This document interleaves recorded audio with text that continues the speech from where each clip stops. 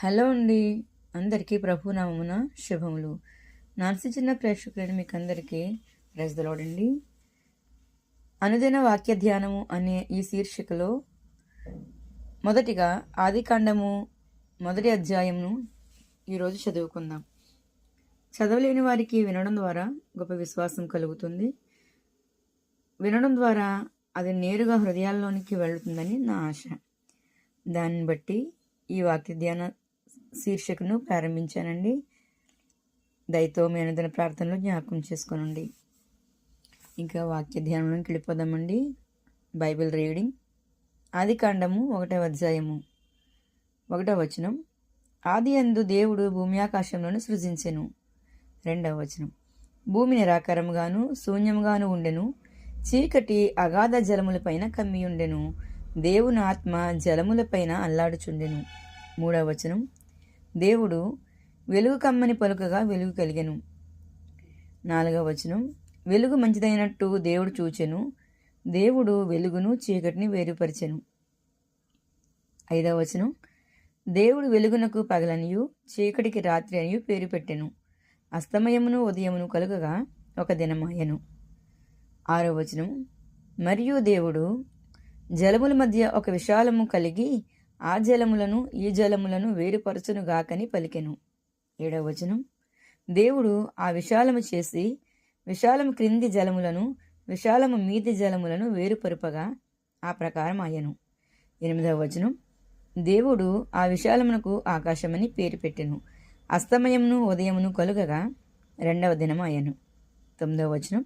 దేవుడు ఆకాశం క్రిందనున్న జలములు ఒక చోటనే కూర్చబడి ఆరిన్నేల కనబడునుగాకని పలుకగా ఆ ప్రకారం అయ్యను. 10వ వచనం. దేవుడు ఆరిన్నేలకు భూమి అని పేరు పెట్టెను, జలరాశికి ఆయన సముద్రములని పేరు పెట్టెను. 11వ. అది మంచిదని దేవుడు చూచెను. 11వ వచనం. దేవుడు గడ్డిని విత్తనములిచ్చు చెట్లను భూమి తమ తమ జాతి ప్రకారము తమలో విత్తనములు గల ఫలమిచ్చు ఫలవృక్షములను భూమి మొలిపించునుగాకని పలుకగా ఆ ప్రకారం అయ్యను. 12వ వచనం. భూమి గడ్డిని తమ తమ జాతి ప్రకారము విత్తనములిచ్చు చెట్లను తమ తమ జాతి ప్రకారము తమలో విత్తనములు గల ఫల వృక్షములను మొలిపింపగా అది మంచిదని దేవుడు చూచెను, అస్తమయమును ఉదయమును కలుగగా 3వ దినము అయ్యను. 14వ వచనం. దేవుడు పగటిని రాత్రిని వేరుపరిచినట్లు ఆకాశ విశాలమందు జ్యోతులు కలుగునుగాకనియు అవి సూచనలను కాలములను దిన సంవత్సరములను సూచించుటకై ఉండునుగాకనియు. 15వ వచనం. భూమి మీద వెలిగిచ్చుటకు అవి ఆకాశ విశాలమందు జ్యోతులై ఉండనుగాకనియు పలికెను, ఆ ప్రకారం ఆయను. 16వ వచనం. దేవుడు ఆ 2 గొప్ప జ్యోతులను అనగా పగటిని ఏలుటకు పెద్ద జ్యోతిని రాత్రిని ఏలుటకు చిన్న జ్యోతిని నక్షత్రములను చేసెను. 17వ వచనం 18వ వచనం. భూమి మీద వెలిగించుటకు రాత్రిని పగటిని ఏలుటకును వెలుగును చీకటిని వేరుపరచుటకును దేవుడు ఆకాశ విశాలమందు వాటినుంచెను, అది మంచిదని దేవుడు చూచెను, అస్తమయమును ఉదయమును కలుగగా 4వ దినము అయ్యను. 20వ వచనం. దేవుడు జీవము కలిగి చలించు వాటినన్నిటినీ జలములు సమృద్ధిగా పుట్టించునుగాకనియు పక్షులు భూమిపైన ఆకాశ విశాలములో ఎగురునుగాకనియు పలికెను. 21వ వచనం. దేవుడు జలములలో వాటి వాటి జాతి ప్రకారము జలములు సమృద్ధిగా పుట్టించిన మహామత్స్యములను జీవము కలిగి చలించు వాటినన్నిటినీ దాని దాని జాతి ప్రకారము రెక్కలు గల ప్రతి పక్షిని సృజించెను, అది మంచిదని దేవుడు చూచెను. 22వ వచనం.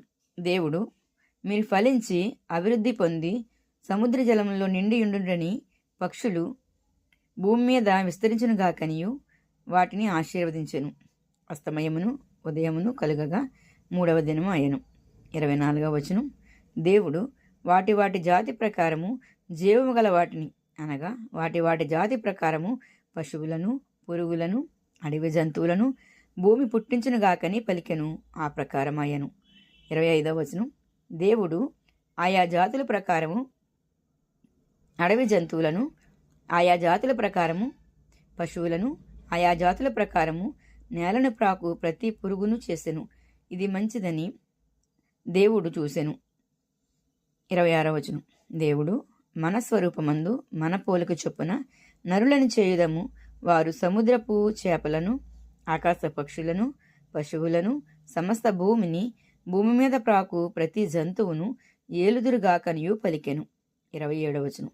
దేవుడు తన స్వరూపమందు నరుని సృజించెను. దేవుడు దేవుని స్వరూపమందు వారిని సృజించెను. స్త్రీనిగాను పురుషునిగాను వారిని సృజించెను. 28వ వచనం. దేవుడు వారిని ఆశీర్వదించెను. ఎట్లనగా, మీరు ఫలించి అభివృద్ధి పొంది విస్తరించి భూమిని నిండించి దాన్ని లోపరుచుకొనుడి. సముద్రపు చేపలను, ఆకాశ పక్షులను, భూమి మీద ప్రాకు ప్రతి జీవిని ఏలుడని దేవుడు వారితో చెప్పెను. 29వ వచనం. దేవుడు, ఇదిగో భూమి మీదనున్న విత్తనములిచ్చు ప్రతి చెట్టును, విత్తనములిచ్చు వృక్షఫలములు గల ప్రతి చెట్టును మీకిచ్చి ఉన్నాను. అవి మీకు ఆహారమగును. భూమి మీద నుండి జంతువులన్నిటికీ, ఆకాశ పక్షులన్నిటికీ, భూమి మీద ప్రాకు సమస్త జీవులకును పచ్చని చెట్లన్నీ ఆహారమగునని పలికెను. 31వ వచనం. ఆ ప్రకారమయ్యను. దేవుడు తాను చేసినది యావత్తును చూచినప్పుడు అది చాలా మంచిదిగా నుండెను. అస్తమయమును ఉదయమును కలుగగా 6వ దినమాయను. ఇంతటితో ఆదికాండము 1వ అధ్యాయము ముగిసిందండి. ప్రభు కృప మనకందరికీ తోడయుండును గాక. మరొక అధ్యాయంతో మరొక రోజు కలుసుకుందామండి. అంతవరకు దేవుని కృప మన అందరికీ తోడయుండును గాక. ఆమేన్. ప్రైజ్ ది లార్డ్ అండి.